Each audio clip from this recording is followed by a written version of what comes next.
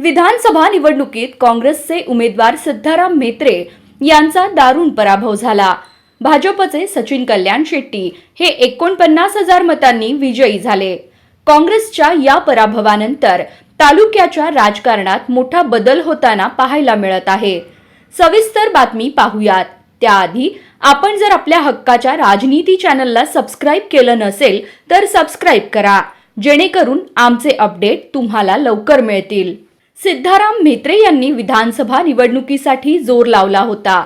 म्हेत्रे यांच्या प्रचारासाठी कन्या शीतल म्हेत्रे, भाऊ शंकर म्हेत्रे, मुलगा प्रथमेश म्हेत्रे यांच्यासह संपूर्ण कुटुंबाने झोकून दिलं होतं। तरी देखील म्हेत्रे यांचा पराभव झाला। हा पराभव म्हेत्रे कुटुंबियांच्या जिव्हारी लागल्याचं दिसून येत आहे।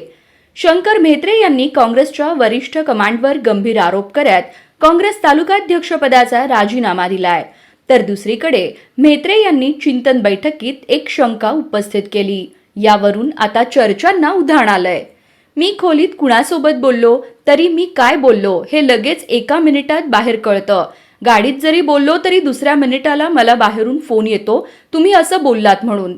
ही माहिती नेमकी कोण पुरवतो हे काही कोडं मला सुटेना झालंय, असं म्हेत्रे यांनी म्हटलंय।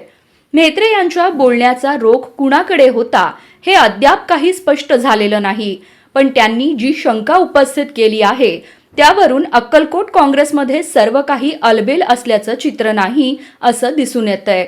तुम्हाला याबाबत काय वाटतं आम्हाला कमेंटच्या माध्यमातून नक्की कळवा।